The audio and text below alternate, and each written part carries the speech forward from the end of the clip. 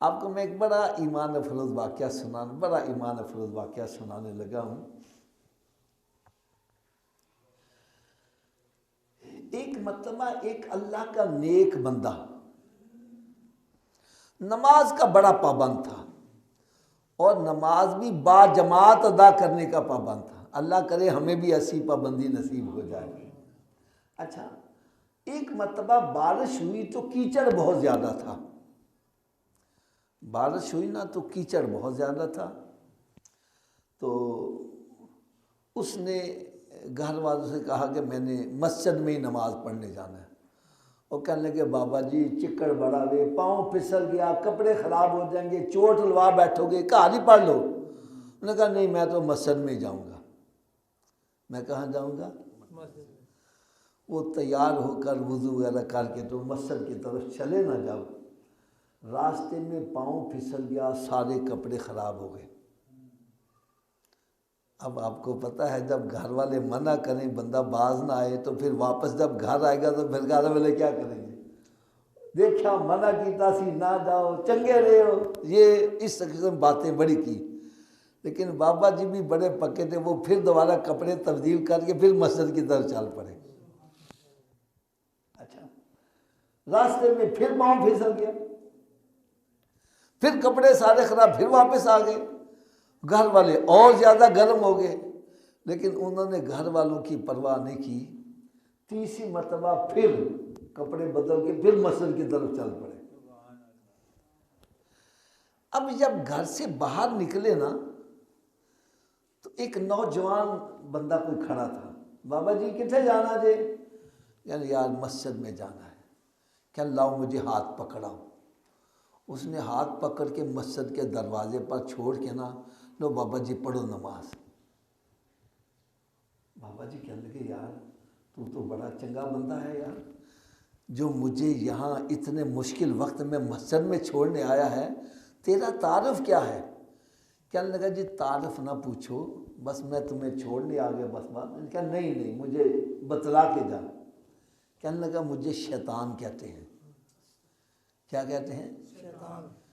کہنے لگا شیطان کا کام تو نماز سے روکنا ہے، تو مجھے مسجد میں چھوڑنے آیا ہے، یہ کیسا شیطان؟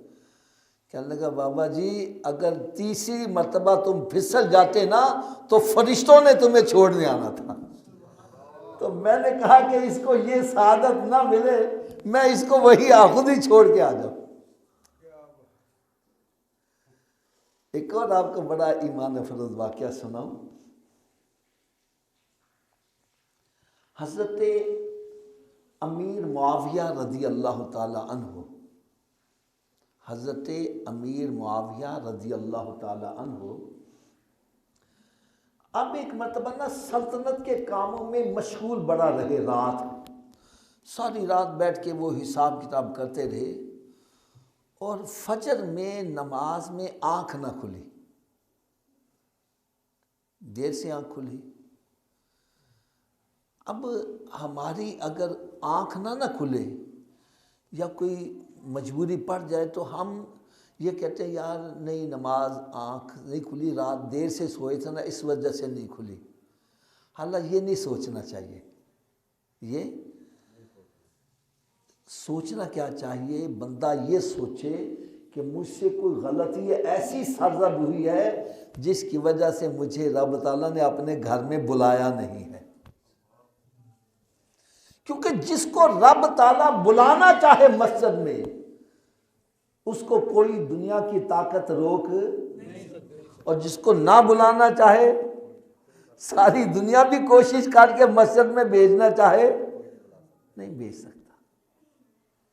آپ نے دیکھا ہوگا کئی بندے وہ عشاء کی نماز کے بعد سو جاتے ہیں، فجر تک سوئے رہتے ہیں، نماز پڑھنے آتے ہی نہیں۔ اور کئی ایسے بندے رات 3 بجے سوتے ہیں، فجر میں پھر مسجد میں پہنچے ہوتے۔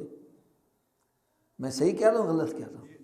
یہ اللہ تعالیٰ جس کو توفیق دیتا وہی مسجد میں آتا ہے، جس کو رب توفیق نہ دے وہ مسجد کے باہر دکان پہ بیٹھا رہتا ہے، مسجد میں نہیں آ سکتا۔ جن کو رب بلاتا ہے وہ اتنی دور سے چل کے مسجد میں آ جاتے ہیں، جن کو نئی توفیق ملتی مسجد کے باہر بھی بیٹھے ہوئے مسجد میں نہیں آ سکتے۔ بہرحال ان کی جب آنکھ کھلی نا، دیکھا کہ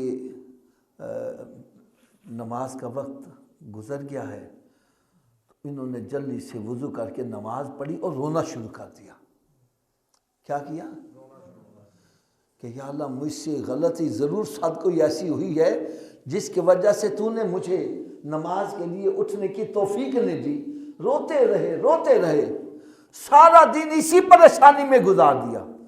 اگلا دن ہوا تو جب سوئے نا تو کسی نے فجر کے وقت آ کے پاؤں ہلا کے اٹھایا، اٹھو نماز پڑھ لے۔ اب جلدی سے اٹھے تو نماز پڑھ لی، بڑا شکر ادا کیا کہ یار یہ کون بندہ ہے جو مجھے اٹھا گیا ہے۔ دوسرے دن پھر کسی نے پاؤں ہلایا، اٹھو نماز پڑھ، پھر اس نے اٹھ کے نماز پڑھ لی۔ تیسرے دن بڑا ذرا الرٹ ہو کے سوئے کہ یہ جو مجھے فجر میں آ کر اٹھا رہا ہے، میں اس کا تعارف تو پوچھوں، یہ ہے کون جو مجھے اٹھا کے جاتا ہے؟ تو جیسے اس نے وہ پاؤں ہلایا نا، یہ اٹھ کر بیٹھ گئے اور جلدی سے پکڑ لیا، بھائی تم ہے کون جو مجھے فجر میں اٹھانے آتا ہے؟ کہنے لگا چھوڑو جی، میں نے آپ کو اٹھانے آتا ہوں، آپ اٹھ جاؤ۔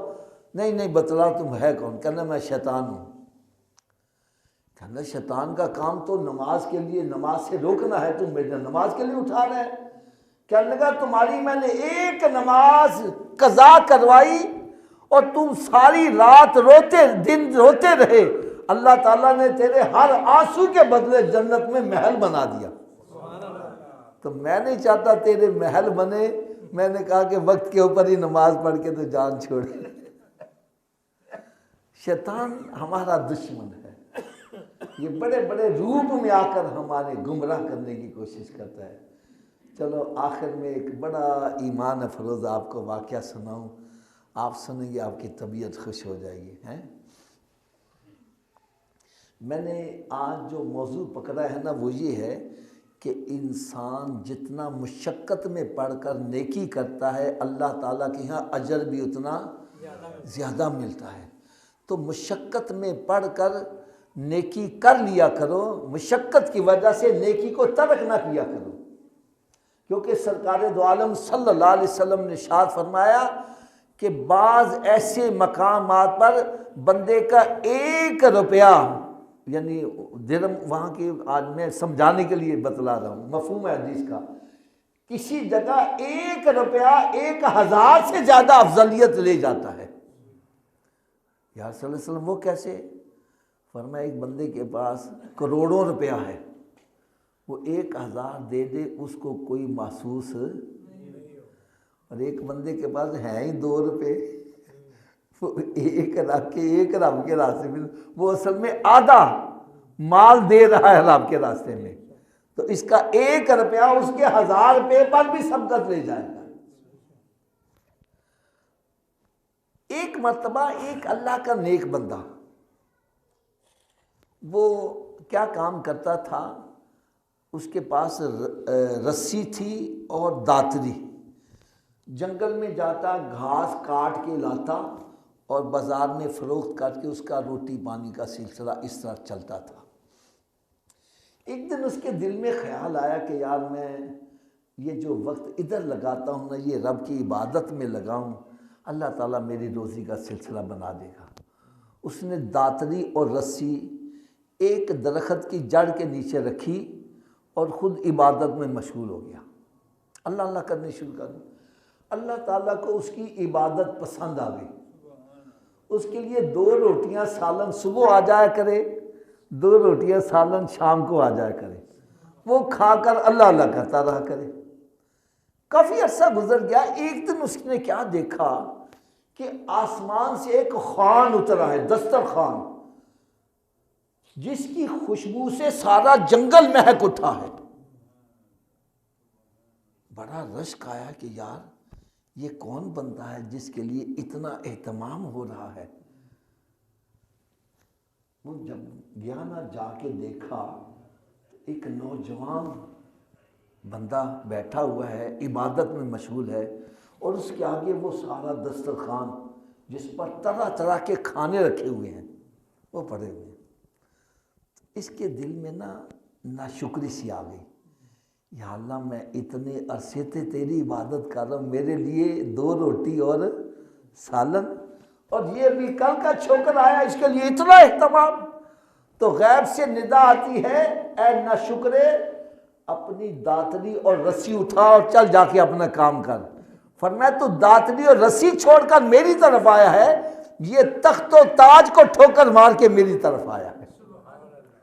تو جو بندہ جتنی بڑی قربانی دیتا ہے اللہ تعالیٰ اس کو اتنا ہی اجر بھی زیادہ عطا کرتا ہے۔ اس لیے سردیوں کا موسم ہے، لحاف سے نکلنے کو جی نہیں چاہتا، ٹھنڈے پانی سے وضو کرنا مشکل ہے، تو اس مشقت کی خاطر نیکی کو ترک نہ کرو۔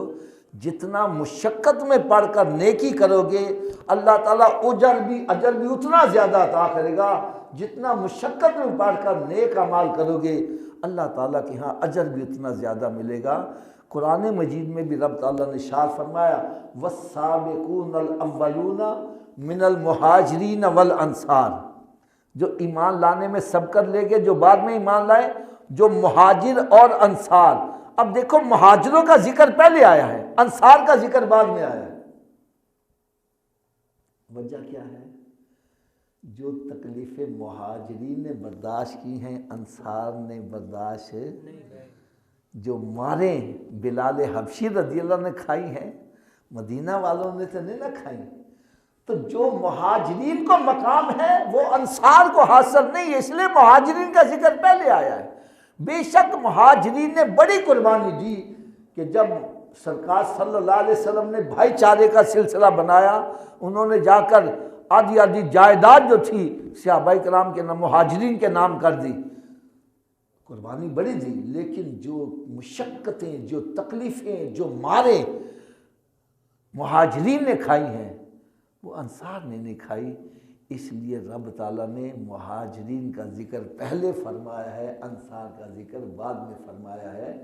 تو جو جتنی مشقت میں پڑھ کر نیکی کرے گا اللہ تعالیٰ کے ہاں اجر بھی اتنا زیادہ پائے گا۔ اللہ تعالیٰ ہم سب کو سمجھنے کی اور عمل کرنے کی توفیق عطا فرمائے۔